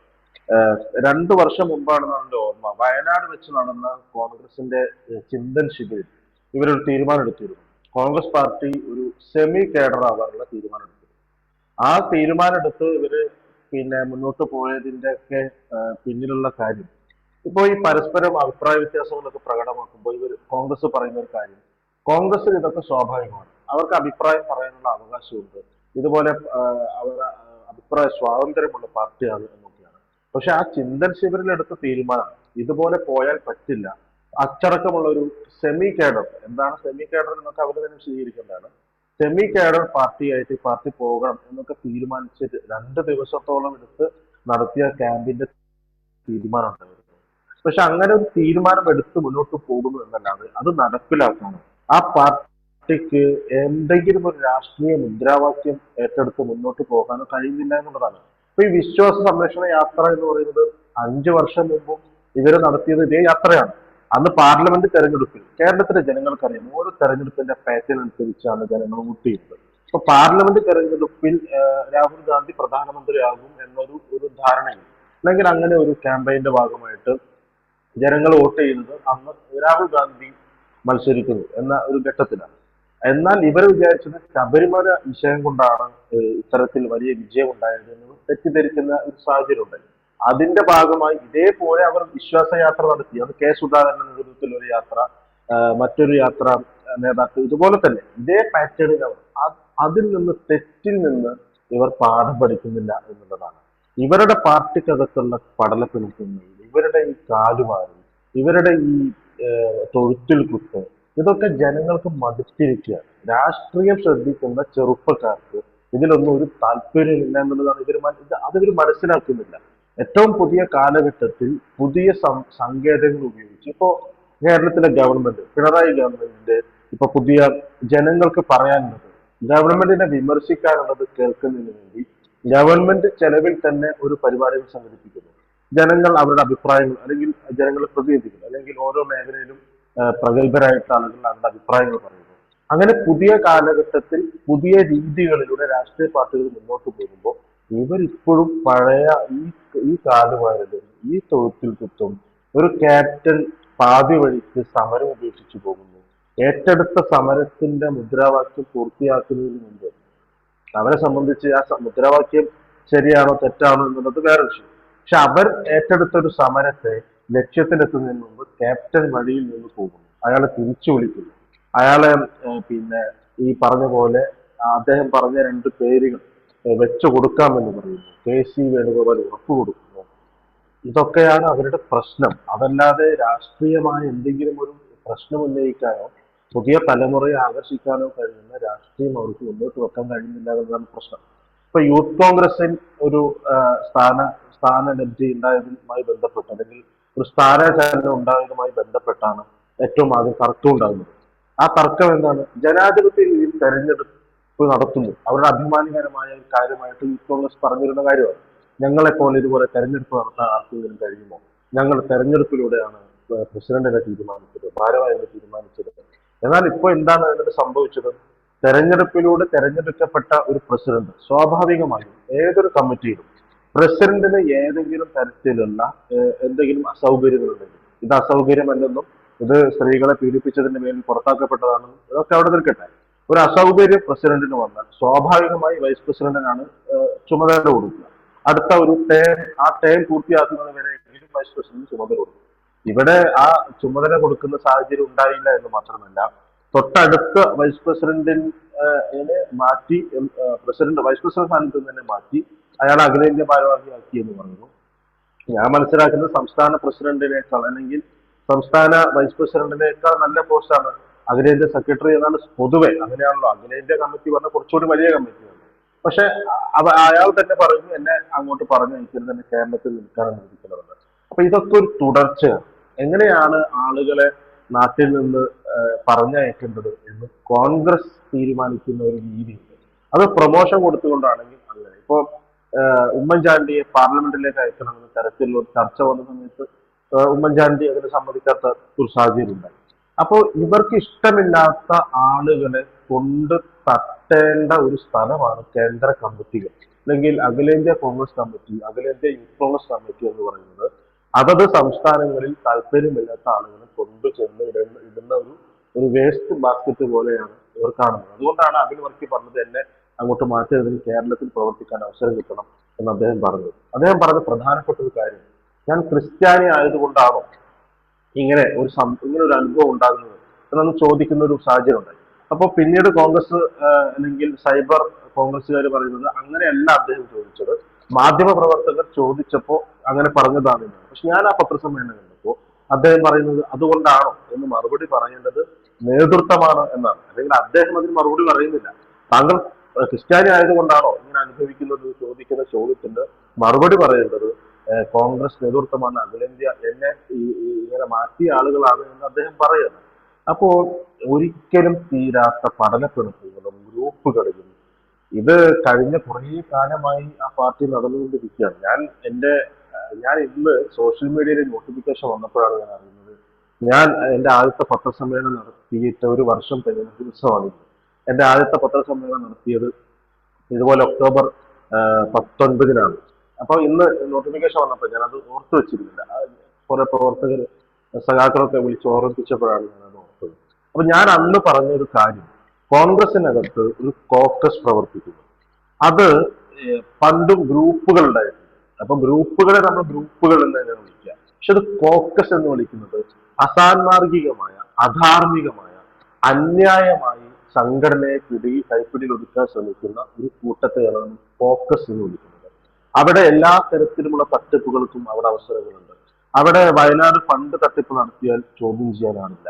അവിടെ ഈ പറഞ്ഞതുപോലെ സ്ത്രീ പീഡനം നടത്തി കഴിഞ്ഞാൽ അത് പുറത്ത് വാർത്തയാകുന്നത് വരെ അയാൾക്കൊരു പ്രശ്നവുമില്ല. അങ്ങനെ വർഗീയ സംഘടനകളുമായി പാലക്കാട് തെരഞ്ഞെടുപ്പുമായി ബന്ധപ്പെട്ട് ജമാഅത്തെ ഇസ്ലാമിയുമായും മറ്റു സംഘടനകളുമായി കൂട്ടുകെട്ടുണ്ടാക്കുകയാണ്. അതിനകത്ത് വ്യത്യസ്ത അഭിപ്രായമുള്ള ആളുകളുണ്ട്. പക്ഷെ അവരുടെ വോയിസിനൊന്നും ഒരു തരത്തിലുള്ള പ്രാധാന്യം കിട്ടുന്നില്ല എന്നുള്ളതാണ്. ഇപ്പൊ ജമാഅത്തെ ഇസ്ലാമിയുമായിട്ട് ചേരാൻ പാടില്ല എന്ന അഭിപ്രായങ്ങൾ കോൺഗ്രസിനകത്തുണ്ട്. പക്ഷെ അത് അവർക്ക് വിഷയമല്ല. RSSുമായി നമ്മൾ സന്ധി ചെയ്യരുത്, RSSനെതിരെ ശക്തമായ നിലപാട് സ്വീകരിക്കണമെന്ന അഭിപ്രായമുള്ളവരുണ്ട്. പക്ഷെ അതിനും ആ വോയിസ് കിട്ടുന്നില്ല. എങ്ങനെയെങ്കിലും അധികാരത്തിലെത്തണം എന്ന് ആഗ്രഹിക്കുന്ന VD സതീശനും അതിന് കുടപിടിക്കുന്ന ഏതാനും ചില ആളുകളായിരുന്നു ഇതുവരെ ആ പാർട്ടിയെ നയിച്ചുകൊണ്ടിരുന്നത്. എന്നാൽ ഇപ്പോ മാധ്യമങ്ങളും ജനങ്ങളും VD സതീശനെതിരാകുന്ന ഒരു സംഭവം ഉണ്ടായി. ഇപ്പോ പാലക്കാട് വില്ലാളി വീരനായിട്ടുള്ള MLA-യുമായി ബന്ധപ്പെട്ടുണ്ടായ ആ പ്രശ്നം. അപ്പൊ അത് ജനങ്ങളെതിരാകുന്നു എന്ന് കണ്ടപ്പോൾ VD സതീശൻ അതിനെതിരെ നിലപാട് സ്വീകരിക്കുന്നു. അല്ലെങ്കിൽ മാധ്യമങ്ങൾ എല്ലാവരും തനിക്കെതിരെ നിന്നു എന്ന് മനസ്സിലായപ്പോൾ, അതുവരെ അദ്ദേഹത്തിന് അറിയാമായിരുന്നു ഈ പറയുന്ന റിനി ആൻഡ് ജോർജ് അദ്ദേഹത്തോട് പരാതി പറഞ്ഞിട്ടുള്ളതാണ്, ഇതെല്ലാം അവർ വിളിക്കുന്നുണ്ട്. പക്ഷെ മാധ്യമങ്ങൾ അറിഞ്ഞ് ജനങ്ങൾ എതിരാകുന്നു എന്ന് കണ്ടപ്പോൾ ഇയാളെ കൈവിടുന്നു. അപ്പോൾ തന്നെ ഈ പറയുന്ന ഷാഫി പറമ്പിലും ഈ പറയുന്ന പീഡകനും ചേർന്ന് വി ഡി സതീശനെ കൈവിടുന്നു. എന്നിട്ട് കെ സി വേണുഗോപാലുമായി ചേർന്ന് പുതിയ തന്ത്രങ്ങൾ വരുന്നു. അങ്ങനെ അബിൻ വർക്കിയെ മാറ്റുന്നു, ബിനു ചുള്ളിയും വരുന്നു, പിന്നെ നാലാമത് നിൽക്കുന്ന ആൾ പ്രസിഡന്റ് ആകുന്നു. അങ്ങനെ ധാർമ്മികതയ്ക്ക് നിരക്കാത്ത, നീതിക്ക് നിരക്കാത്ത എല്ലാം ചെയ്തു കൊടുക്കുന്ന ഒരു സംവിധാനമായി ആ കോക്കസ് മാറുന്നു. പാർട്ടി പിടിക്കാനുള്ള എല്ലാ ശ്രമങ്ങളും നടത്തുന്നു. ഇതാണ് നമ്മൾ കണ്ടുകൊണ്ടിരിക്കുന്നത്. ഇതൊന്നും സത്യത്തിൽ ജനങ്ങൾക്ക് ഇതൊന്നും ചർച്ച ചെയ്യാൻ താല്പര്യമുണ്ടെന്ന് ഞാൻ കരുതുന്നേ ഇല്ല. ജനങ്ങൾ വേറെ പോസിറ്റീവായിട്ടുള്ള പൊളിറ്റിക്സ് ആണ് ചർച്ച ചെയ്യാൻ ആഗ്രഹിക്കുന്നതെന്നാണ് ഞാൻ മനസ്സിലാക്കുന്നത്. ശരി, ഷാനിബ് ഞാൻ വരാം. ശ്രീ എ ഷുക്കൂർ, ഒരുപക്ഷെ താങ്കൾക്ക് കുറേ കാര്യങ്ങളൊക്കെ ഇതിൻ്റെ നിജസ്ഥിതിയൊക്കെ അറിയാവുന്ന ആളായിരിക്കാം. ചിലപ്പോൾ താങ്കൾ ഇതിനോട് പ്രതികരിക്കാൻ ചില കാര്യങ്ങളൊന്നും അങ്ങനെ താല്പര്യപ്പെടുന്നില്ല. കാരണം ഉത്തരവാദിത്തപ്പെട്ട ഒരു പാർട്ടിയോട് സ്നേഹമുള്ള ഒരു നേതാവാണ് താങ്കൾ. അതിനൊന്നും ഞാൻ എതിർപ്പ് പറയുന്നില്ല. പക്ഷേ ജനങ്ങളിത് കാണുന്നുണ്ട്, കേൾക്കുന്നുണ്ട്. നമുക്ക് പല അനുഭവങ്ങളുമുണ്ട്. കോൺഗ്രസ് പാർട്ടിക്ക് തന്നെ ഇവിടെ പലരും ചൂണ്ടിക്കാട്ടിയതുപോലെ അയ്യപ്പ കോപം എന്നൊരു മിനിമം കാര്യം ഈ പന്തളം സമ്മേളനത്തിൻ്റെ കാര്യവുമായി ബന്ധപ്പെട്ട് മുന്നോട്ട് പോകുമ്പോൾ കെ മുരളീധരൻ എന്ന ആ ജാഥയുടെ ക്യാപ്റ്റൻ തന്നെ പറഞ്ഞിട്ടുണ്ട്. അത് പിണറായി കേൾക്കുമെന്നും ചിത്തഭ്രമം വരെ വരാൻ സാധ്യതയുണ്ടെന്നും പറഞ്ഞ അദ്ദേഹത്തിൻ്റെ ചിത്തത്തിൽ ഇന്നലെ എന്താണ് സംഭവിച്ചത് എന്നുള്ളതാണ് നമ്മളിപ്പോൾ അന്വേഷിക്കേണ്ടി വന്നത്. അപ്പോൾ അതിനൊക്കെ കാരണം ഈ പറയുന്ന കോക്കസ് ആണെന്നും കോക്കസിൻ്റെയൊക്കെ പ്രവർത്തികൾ വഴി ഇപ്പോൾ ഉണ്ടായിരിക്കുന്ന ജംബോ പട്ടികയ്ക്ക് ഒരു രൂപം ഇല്ലാതായി പോയി എന്നും അതിൽ അതൃപ്തരായ ആളുകളാണ് ഇപ്പോൾ കോൺഗ്രസ്സിനകത്ത് ഈ രീതിയിൽ ഈ സന്തുലിതാവസ്ഥ ഇല്ലാതാക്കുന്നത് എന്നും ഒരു ജാഥ പോലും, ഒരു സമരം പോലും ഇതായിപ്പോൾ ഈ വഴിയിലാക്കി കസേരകൾ കാണിച്ച് താങ്കൾക്ക് പോലും ന്യായീകരിക്കാൻ പറ്റാത്തവണ്ണം ആക്കി മാറ്റിയിരിക്കുന്നത് എന്നുമൊക്കെയാണ് പറയുന്നത്. താങ്കൾക്ക് പ്രതികരിക്കാം ഇതിനോട്. ഇത് സ്വാഭാവികമായി വന്ന ഒരു ചോദ്യമാണ്.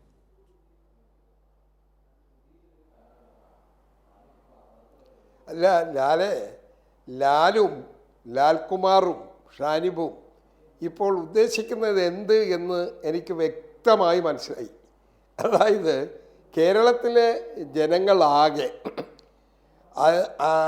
എന്താ ശ്രീ അയ്യപ്പൻ്റെ കോവിൽ, അതായത് ശബരിമല സന്നിധാനത്തിൽ നടന്ന സ്വർണ്ണക്കൊള്ളയും അതുമായി ബന്ധപ്പെട്ടിട്ടുള്ള വിഷയങ്ങൾ ഇന്ന് ജനമനസ്സുകളിൽ ചർച്ച ചെയ്യപ്പെടുന്ന സാഹചര്യമാണ്. മാത്രമല്ല, ഇതുപോലൊരു കൊള്ള, ക്ഷേത്ര കൊള്ള, അല്ലെങ്കിൽ വിശ്വാസികളുടെ ആ വിശ്വാസ മൂല്യങ്ങളെ തകർത്ത ഒരു കാലഘട്ടം, ഒരു ചരിത്രം ഇതുപോലെ മറ്റൊന്നും കേരളത്തിൻ്റെ ചരിത്രത്തിലില്ല. ഏഴര പൊന്നാന അതൊക്കെ താങ്കൾ പറഞ്ഞു, നേരത്തെയും പറഞ്ഞു. ഇപ്പൊ ഇതിലേക്ക് വരൂ. കുമാർ ക്ഷേത്രത്തിൽ ഉണ്ടായിരുന്നെങ്കിലും അതിന് ഞാൻ പറയട്ടെ, ഷാനിബു പറഞ്ഞപ്പോഴും ലാൽകുമാർ പറഞ്ഞപ്പോഴും ലാൽ ഇടപെട്ടില്ലല്ലോ. അവര് പറഞ്ഞതിന് മറുപടി മാത്രം എന്തിനാ ഒന്നും ഇടപെടില്ല. അവര് പറഞ്ഞതിന് കൃത്യമായ മറുപടി ആഞ്ഞടിക്കൂ സാർ. അല്ല, അവര് പറഞ്ഞതിനുള്ള മറുപടിയിലേക്കാണ് വരുന്നത്. അവര് പറഞ്ഞതിലേക്കുള്ള കൃത്യമായ മറുപടിയിലേക്കാ.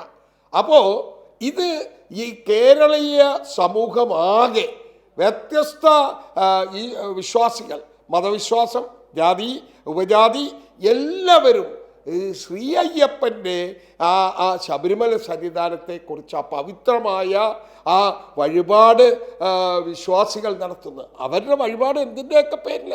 അവരുടെ പ്രയാസങ്ങൾ, ദുഃഖങ്ങൾ, കഷ്ടപ്പാടുകൾ, നൊമ്പരങ്ങൾ, ജീവിതത്തിലെ ദുഃഖങ്ങൾ അതെല്ലാം അവസാനിപ്പിക്കാൻ ഈശ്വരനിൽ ധ്യാനിച്ചുകൊണ്ട് ഭഗവാന്റെ മുന്നിൽ കൊണ്ടുപോയി സമർപ്പിച്ചതല്ലാണ് കൊള്ളയടിക്കപ്പെട്ടുകൊണ്ട് പോകുന്നത്. അത് ഏത് കാലഘട്ടത്തിൽ 2020 മുതൽ ഇങ്ങോട്ട് നോക്കുമ്പോൾ, 19 ശേഷം ഇങ്ങോട്ട് നോക്കുമ്പോൾ എന്തൊരു കൊള്ളയാണ് നടന്നത്. സ്വർണ്ണക്കൊള്ള മാത്രമല്ല, മറ്റൊരു മുമ്പെന്തായിരുന്നു പരാതി? അല്ല, അതിനുവേണ്ടി ഒരു 10 പേരെ അവിടെ ആ കസേരകളിൽ ഇരുത്തിക്കൂടായിരുന്നോ? അതിനുവേണ്ടി താല്പര്യമുള്ള ഒരു 10 പേരെ ആ കസേരകളിൽ ഇരുത്തിക്കൂടായിരുന്നോ? ഇടപെടല്ലേ, ദേവി ചെയ്ത് ഇടപെടല്ലേ? അങ്ങനെയുള്ള അത്തരത്തിലുള്ള വീഴ്ചകളും പോരായ്മകളും ഇന്നില്ല. പകരം സ്വർണ്ണപ്പാളി കൊണ്ടുപോവുകയാണ്. അതിൽ കടകംപള്ളി സുരേന്ദ്രന്റെ റോൾ എന്ത്? അല്ല, ഉണ്ണികൃഷ്ണൻ പിടിച്ചു, ബാക്കിയുള്ളവരെ പിടിക്കും, എന്നുള്ളത് വരാൻ പോകുന്ന ഘട്ടത്തിൽ ജനങ്ങളുടെ മുമ്പാകെ ഈ ചർച്ച വെച്ച് മറ്റൊരു രൂപത്തിലേക്ക് കോൺഗ്രസിലെ ഗ്രൂപ്പ് ഈ കോൺഗ്രസ് ഉണ്ടായ കാലഘട്ടം മുതലുള്ളതാണ്. പക്ഷേ ഞങ്ങൾക്ക് പരാജയം സംഭവിച്ചിട്ടുണ്ട്. ആ ഗ്രൂപ്പാണോ ഇതൊക്കെ? കാലാകാലങ്ങളിൽ വീഴ്ചകളും പോരായ്മകളും വന്നിട്ടുണ്ട്. അത് ഞങ്ങൾ പരിഹരിച്ചു പോയിട്ടുണ്ട്. കോൺഗ്രസിനകത്ത് അഭിപ്രായങ്ങളും അഭിപ്രായ വ്യത്യാസങ്ങളും ഉണ്ടാകും. CPM-നെ പോലെ അടിച്ചമർത്തത്തില്ല, അവിടെ വായടക്കത്തില്ല. അവരെ ഇപ്പോ നിർത്തിയിരിക്കുന്ന പലരെയും നിർത്തിയിരിക്കുന്ന പോലെ ഞങ്ങൾ നിർത്തില്ല. എന്നാലും ഈ സ്വർണ്ണപ്പാളിയും താങ്കൾ ഈ പറഞ്ഞതുപോലെ അയ്യപ്പനെ കൊള്ളയടിച്ചു പോയ കാര്യങ്ങളും ഒക്കെ പറയാൻ വേണ്ടി പന്തളത്ത് ക്യാപ്റ്റൻ വിളിച്ചു കൂട്ടിയ ആ സംഗമത്തിലേക്ക് ആളുകളെ കൊണ്ട് ഇരുത്താൻ പോലും പറ്റാതെ ക്യാപ്റ്റൻ തന്നെ വഴിയിൽ വല്ലാതെ സമ്മർദ്ദം ഉണ്ടാക്കി അവിടെ എത്താൻ വൈകി. അങ്ങനെയൊക്കെ ചെയ്യുന്നത് ശരിയാണോ? അങ്ങനെ ഒരു ഗ്രൂപ്പ് ശരിയാണോ? അങ്ങനെ പാടുണ്ടോ? ഞങ്ങൾക്ക് ഉറച്ച വിശ്വാസമാണ്. ഞങ്ങളുടെ ഈ വിശ്വാസ യാത്ര കാണാൻ വന്ന ജനപങ്കാളിത്തം, അവിടെ ഉണ്ടായ ജനപങ്കാളിത്തം, അതെല്ലാം നിങ്ങൾ ഇങ്ങനെ എത്ര മണിക്ക് പോയി സാർ? മുരളീധരൻ വരാതെ താങ്കൾ എവിടെ പോയി സാർ? അതിന്റെ മുരളീധരൻ വരാതെ താങ്കൾ എവിടെ പോയി? അങ്ങനെ കാണിച്ചു പോയാൽ കുഴപ്പമാണ്. ക്യാപ്റ്റൻ വരാതെ താങ്കൾ എവിടെ പോയി? ഈ ഭരണകൂടമാണ് ഈ ചെയ്യുന്നത്. ആ ഭരണകൂടത്തിന്റെ ഭാഗമായ പറയുന്ന കേൾക്കൂ, എന്നിട്ട് മറുപടി ഞാൻ പറയാം, നിങ്ങൾ ചോദിച്ചോളൂ. അത് ആ ഭാഗമായ കൂത്തുപറമ്പിലെ ഒരു മുനിസിപ്പൽ കൗൺസിലർ സ്വർണമാല പറിച്ചെടുത്തോണ്ട് പോയി. കൗൺസിലർ എവിടെ? കൗൺസിലർ എവിടെ സാർ? ആ കൗൺസിലർ ഇപ്പൊ ഏത് പാർട്ടിയിലാ? അല്ലെ നിങ്ങളെ തിരുവനന്തപുരത്ത് ഒരു വീട്ടമ്മ ആത്മഹത്യ ചെയ്തു. ഞങ്ങൾക്ക് ഹൈക്കമാൻഡ്, ഞങ്ങൾക്ക് KPCC, എത്രയോ സ്ത്രീകൾ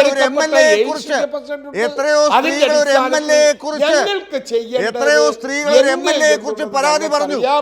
എന്തായാലും ഗർഭചിത്രം നടത്തിയ ഒരു MLA, ആ MLA ഇപ്പൊ എവിടെ സാർ? ഏറ്റെടുക്കുകയാണ്.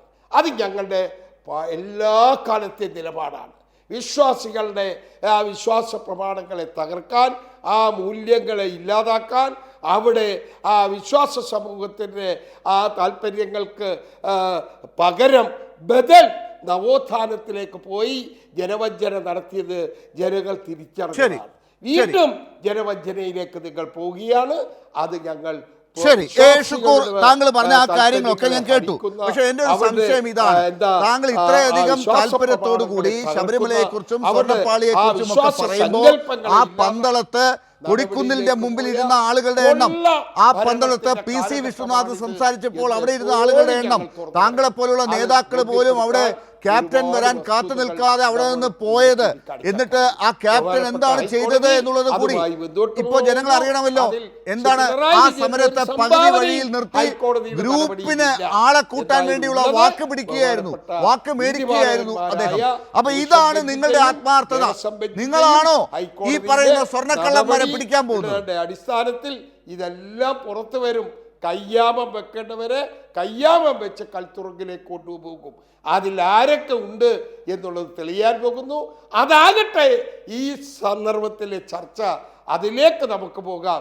അതല്ലാതെ കോൺഗ്രസിലെ ഗ്രൂപ്പും കോൺഗ്രസിലെ പ്രശ്നങ്ങളും ഞങ്ങൾ തീർത്തോളാം. അതിൽ CPM വേവലാതിപ്പെടണ്ട. അത് ഞങ്ങളുടെ അതിലൂടെ വരുന്ന കാര്യങ്ങൾ ഞങ്ങൾ എന്തും അനുഭവിച്ചു കൊള്ളാം.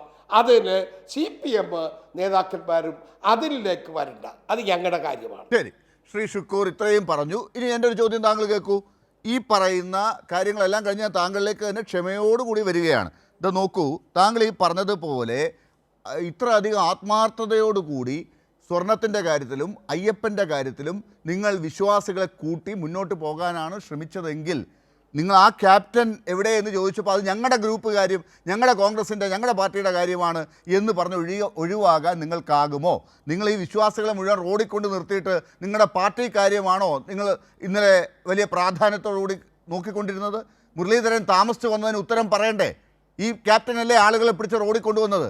അവരതുകൊണ്ടല്ലേ കളഞ്ഞിട്ട് പോയത്? നിങ്ങൾക്ക് അയ്യപ്പനോട് ഒരു സ്നേഹവും ഇല്ല എന്നുള്ളത് നിങ്ങൾ ഇന്നലെ ആളുകളെ ബോധ്യപ്പെടുത്തിയില്ലേ? അതിനുശേഷം നിങ്ങളുടെ വലിയ നേതാക്കന്മാർ കൊടിക്കുന്നിൽ സുരേഷും PC വിശ്വനാഥും സംസാരിക്കുമ്പോൾ വെറും കസേരകൾ മാത്രം നോക്കി അവർ സംസാരിക്കുന്ന അവസ്ഥ എന്തുകൊണ്ടുണ്ടായി? താങ്കൾ ഉൾപ്പെടെയുള്ള ആളുകൾ സ്റ്റേജിൽ ഇല്ലാതെ പോയത് എന്തുകൊണ്ടാണ്? ഷാജി കേൾക്കുന്നില്ലേ സർ? യെസ്, താങ്കൾ എന്നോടുള്ള ദേഷ്യം ആ മൈക്കിൽ തീർത്തതുകൊണ്ടാണോ എനിക്കറിയില്ല. എന്തായാലും അതിപ്പോൾ കേൾക്കാത്ത അവസ്ഥയായി. ഉടനെ തന്നെ താങ്കളെ ഞാൻ തിരിച്ചെത്താം. ശ്രീ ലാൽകുമാർ, ഇപ്പോൾ ഷുക്കൂർ പറഞ്ഞ കാര്യങ്ങൾക്ക് അദ്ദേഹം പൊതുവെ ഇത്തരം കാര്യങ്ങൾ ന്യായീകരിക്കാൻ പറ്റാത്തതാണ്. അതുകൊണ്ട് അദ്ദേഹം ഒരു പക്ഷേ കുറച്ച് കൂടുതൽ കാര്യങ്ങൾ പറഞ്ഞിട്ടുണ്ടാകാം. പക്ഷേ കേൾക്കുന്ന ആളുകൾക്ക് ഒരു മറുപടി വേണമല്ലോ. ഷുക്കൂർ എന്താണ് ഇവിടെ മറയ്ക്കാൻ ശ്രമിക്കുന്നത്? നോക്കൂ, നമുക്ക് ഒരു മലീഷ്യസ് ഇൻറ്റൻറ്റോടുകൂടി നമുക്ക് ഈ ചർച്ച അല്ലെങ്കിൽ കേരളത്തിൽ നടക്കുന്ന ചർച്ചകൾ അയ്യപ്പൻ്റെ വിഗ്രഹം ഈ സ്വർണ്ണപ്പാളിയുമായി ബന്ധപ്പെട്ട വിഷയത്തിൽ ചർച്ച ചെയ്യാൻ താല്പര്യമില്ല, അത് അവോയ്ഡ് ചെയ്യണം, കവർ ചെയ്യണം എന്നാണ് ഷുക്കൂർ പറയാൻ ശ്രമിക്കുന്നത്. നമുക്ക് അങ്ങനെ ഇൻറ്റൻഷൻ ഇല്ല. അതാ പറഞ്ഞത്, കുറ്റം ആര് ചെയ്തിട്ടുണ്ടെങ്കിലും അവർ പിടിക്കപ്പെടണം എന്നുള്ള കാര്യത്തിലും സംശയമില്ല. കേരളത്തിൽ നടക്കുന്ന ചർച്ചകൾ എല്ലാ ദിവസവും ഇവരുടെ താല്പര്യത്തിനനുസരിച്ച് സ്വർണ്ണപ്പാളിയെക്കുറിച്ച് മാത്രം ചർച്ച ചെയ്യുകയും എന്നാൽ വേറെ ഒരു വിഷയവും ചർച്ച ചെയ്യണ്ട എന്നുള്ളൊരാഗ്രഹം കോൺഗ്രസ് പാർട്ടിക്കുണ്ടാവും. ആ ആഗ്രഹത്തിന് എല്ലാ മാധ്യമങ്ങൾക്കും നിന്നു കൊടുക്കാൻ പറ്റില്ല. അത് പറഞ്ഞു നോക്കൂ, എന്താണ് ചർച്ച ചെയ്യേണ്ടതെന്ന് ഇവർക്ക് തീരുമാനിക്കാൻ പറ്റുമോ? അതോടെ നിൽക്കട്ടെ. ഇവിടെ ഞാൻ ഉയർത്തിയ ഒരു ചോദ്യം, മുരളിയുമായി ബന്ധപ്പെട്ട ഒരു കാര്യമാണ് ഞാൻ ഉയർത്തിയത്. ഞാൻ എന്താ പറയാൻ ശ്രമിച്ചത്? ഞാൻ ഇച്ചിരൂടെ ക്ലാരിറ്റിയോടുകൂടി അത് പ്ലേസ് ചെയ്യാമെന്ന് കരുതുന്നത്. ഞാനത് പറഞ്ഞതിനകത്ത് ഇച്ചിരൂടെ വ്യക്തത വരുത്താം. മുരളി എന്ന് പറയുന്ന രാഷ്ട്രീയക്കാരൻ ശബരിമല വിഷയവുമായി ബന്ധപ്പെട്ട് ശബരിമല അയ്യപ്പൻ്റെ ഇവർ നടത്തുന്ന ജാഥ ക്യാപ്റ്റനായി വരുന്നു. ആ ജാഥ ക്യാപ്റ്റനായി വരുന്ന ആൾ അയ്യപ്പന് വേണ്ടിയിട്ടുള്ളൊരു കോസ് അല്ലെങ്കിൽ ഭക്തർക്ക് വേണ്ടിയുള്ളൊരു കോസ്, ആ കോസിൻ്റെ മുന്നിൽ നിൽക്കുന്ന ആളാണല്ലോ ക്യാപ്റ്റൻ. അപ്പോൾ അയ്യപ്പൻ മാത്രമാകണമല്ലോ അദ്ദേഹത്തിൻ്റെ മനസ്സിലിരിക്കുന്ന വിഷയം. ഭക്തിയും അയ്യപ്പനും മാത്രമായിരിക്കണം അദ്ദേഹത്തിൻ്റെ മനസ്സിലിരിക്കുന്ന കാര്യം. അതിനുവേണ്ടി അദ്ദേഹം ജീവൻ കളയാൻ വരെ തയ്യാറാകണം. അതാണല്ലോ ഒരു സമര നേതാവിൻ്റെ ഈ പറയുന്ന ക്വാളിറ്റി എന്ന് പറഞ്ഞാൽ. ഇവിടെ സംഭവിച്ചെന്താ? ജാഥ ക്യാപ്റ്റൻ ആകുകയും ഈ പറയുന്ന സമാപന സമ്മേളനത്തിന് അദ്ദേഹം എത്താതിരിക്കുകയും ചെയ്യും എന്നുള്ള ഒരു ഭീഷണിപ്പെടുത്തൽ നടത്തി അദ്ദേഹത്തിൻ്റെ കാര്യം നടത്തിയെടുക്കാൻ അദ്ദേഹം ശ്രമിച്ചു എന്നാണ് ഞാൻ പറയുന്നത്. അതാണ് അവിടെ പ്രസക്തമായ കാര്യം. അയ്യപ്പൻ എന്ന് പറയുന്ന പറയട്ടെ പ്ലീസ്. ഒറ്റ മിനിറ്റ് എനിക്ക് ഈ കാര്യത്തിൽ ഷുക്കൂറിന്റെ ഞാൻ പറഞ്ഞു തീർക്കട്ടെ. ഒറ്റ കാര്യം ഷുക്കൂർ നോക്കൂ, ജാഥ ക്യാപ്റ്റൻ നിങ്ങളുടെ KPCCയെയും ഹൈക്കമാൻഡിനെയും ഒക്കെ സമ്മർദ്ദത്തിൽ ആഴ്ത്തി അവിടെ നിന്ന് ബാർഗെയിൻ ചെയ്ത് ഗ്രൂപ്പിന് ആളെ കൂട്ടാൻ നോക്കുകയായിരുന്നോ?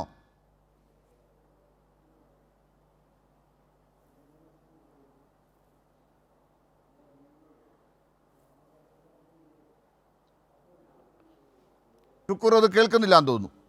ലാൽകുമാർ, താങ്കൾക്ക് അത് പൂർത്തിയാക്കാം. ഞാനതിനെ ഇനിയും പൂർത്തിയാക്കും. വീണ്ടും പോയി കേട്ടോ. ഞാൻ പൂർത്തിയാക്കിക്കോളത്തില്ലായിരുന്നു അത്. ഷാജിയെ വീണ്ടും പോയി.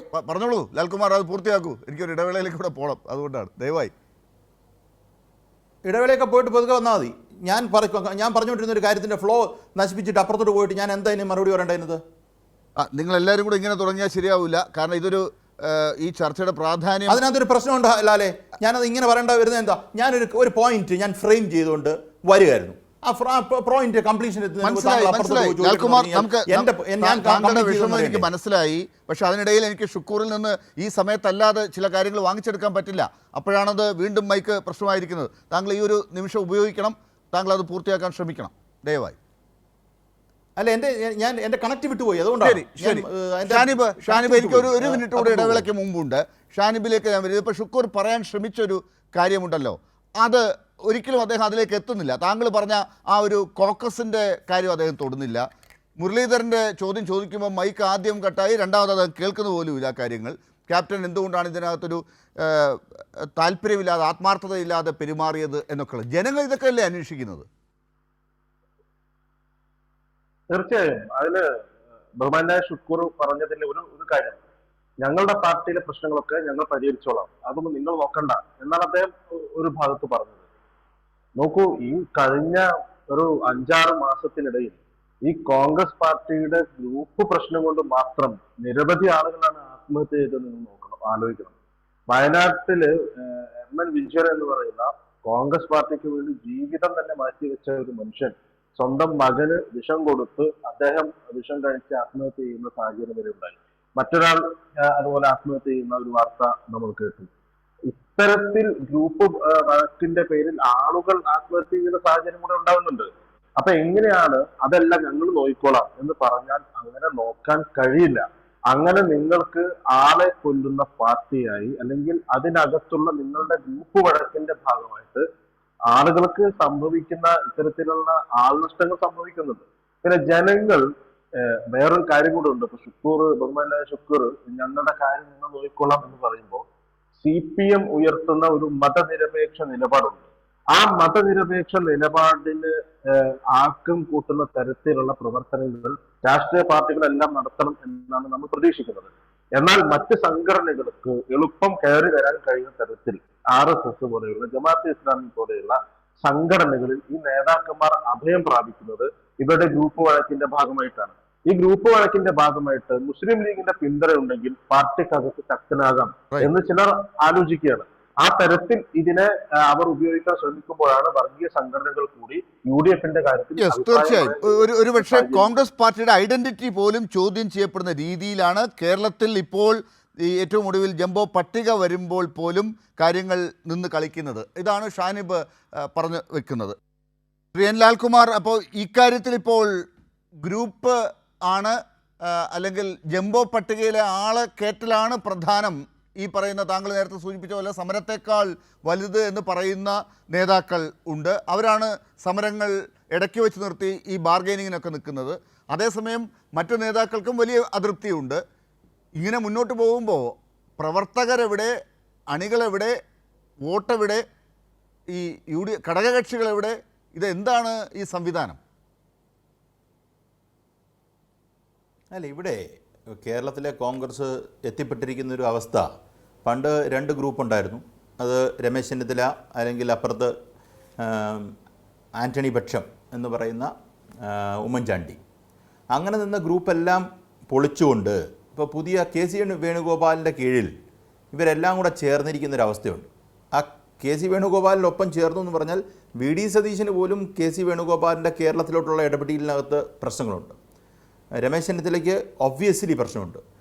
അബിൻ വർക്കിയെ ആക്കാത്തത് രമേശ് ചെന്നിത്തലയുടെ പക്ഷം നിന്നു എന്നുള്ളൊരു കാരണത്താലാണ്.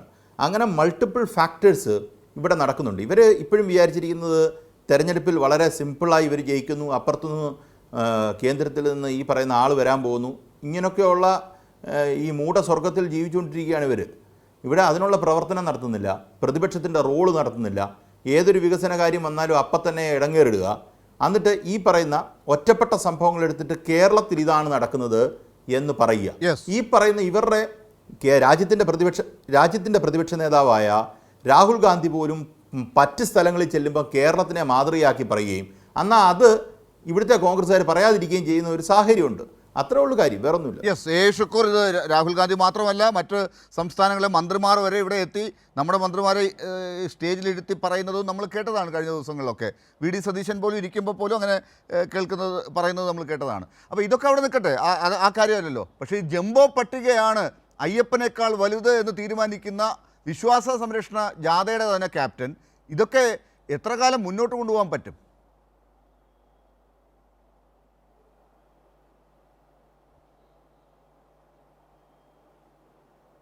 ഷുക്കൂർ,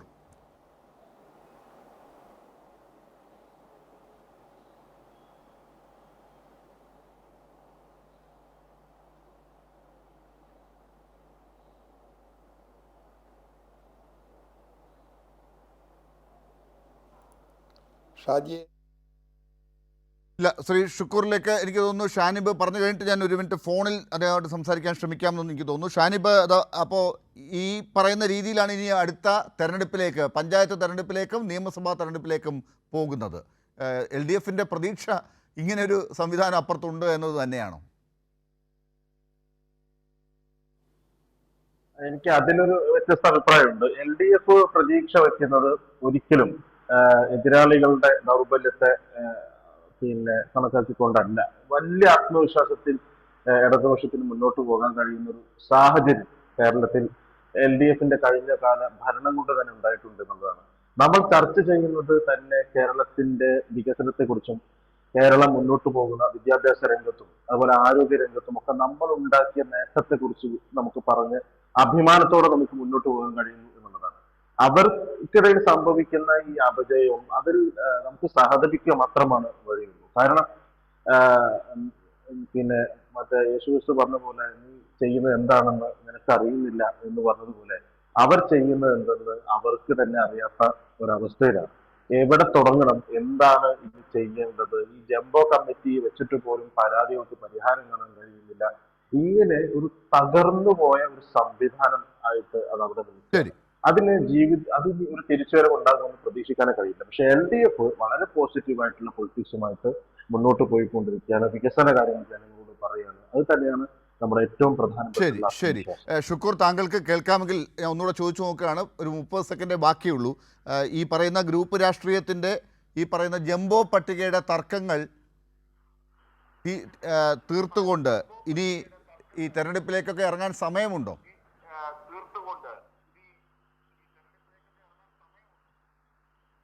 എൻ്റെ ലാലേ, ഇതൊരു ജംബോ കമ്മിറ്റിയാണെന്ന് പറഞ്ഞാൽ CPMൻ്റെ സെക്രട്ടേറിയറ്റ് അംഗങ്ങളുടെ എണ്ണം എത്രയാണ്? സെക്രട്ടേറിയറ്റിന് സമാനമാണ് ഞങ്ങളുടെ ജനറൽ സെക്രട്ടറിമാർ. സെക്രട്ടേറിയറ്റിന് സമാനമാണ് ഞങ്ങളുടെ ജനറൽ സെക്രട്ടറിമാർ. ഞങ്ങൾക്ക് 58 ഉള്ളൂ, 56 ഉള്ളൂ.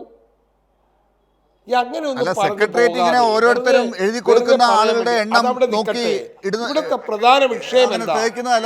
ഇവിടെ ഇപ്പൊ ജനങ്ങളെ അങ്ങനെയല്ല. നിങ്ങൾക്ക് ഈ കോൺഗ്രസിനകത്തെ ഗ്രൂപ്പ് രാഷ്ട്രീയം ഇപ്പോൾ കത്തിക്കാൻ നോക്കിയാൽ അത് കത്തില്ല ലാലേ. അത് എത്ര വിചാരിച്ചാൽ ഞങ്ങൾക്കൊരു ശക്തമായ ഹൈക്കമാൻഡ് ഉണ്ടെന്നേ. ശരി സമയത്തിന്റെ പ്രശ്നം കൊണ്ടാണ് നമുക്ക് അടുത്ത ദിവസം ചർച്ച ചെയ്യാം. എന്തായാലും സമയം വല്ലാതെ അതിക്രമിച്ചു. താങ്കൾക്കും അറിയാം ഈ പ്രധാനപ്പെട്ട ചോദ്യങ്ങൾ വന്നപ്പോൾ അത് അങ്ങേലേക്ക് കണക്റ്റഡ് ആവുന്നില്ലായിരുന്നു. എന്തായാലും ഇത് കത്തിക്കാൻ നോക്കിയാൽ കത്തില്ല എന്ന് ഷുക്കൂർ പറയുന്നത് ഞാനും അംഗീകരിക്കുന്നു. അതിങ്ങനെ പുകഞ്ഞിരിക്കുകയേ ഉള്ളൂ. അങ്ങനെ ആളിക്കത്താൻ സാധിക്കുകയില്ല. പന്തം കൊളുത്തി പന്തളത്തേക്ക് പോയപ്പോൾ പട പോയപ്പോൾ ഉള്ള അവസ്ഥയെക്കുറിച്ചുള്ള ചൊല്ലൊക്കെ ഉണ്ടല്ലോ, അതുപോലെയൊക്കെ തന്നെയാണ്. പക്ഷെ അവിടെ ചെന്നപ്പോൾ ആരുമില്ല, ഒന്നുമില്ല, എന്താണ് അവിടെ കണ്ടതെന്ന് പറയാനും പറ്റാത്ത അവസ്ഥ. അതൊക്കെയാണ് ഇപ്പോൾ കോൺഗ്രസിൻ്റെ അവസ്ഥ. അതിനി എന്തൊക്കെ പറഞ്ഞ് ന്യായീകരിച്ചാലും അത് ആളുകൾ മനസ്സിലാക്കുന്നത് എന്ത് എന്നതാണ് വലിയ കാര്യം. വളരെ നന്ദി. ചർച്ചയിൽ ചേർന്നതിന് AK Shanib, AA Shukoor, N Lalkumar. News അവസാനിക്കുന്നു.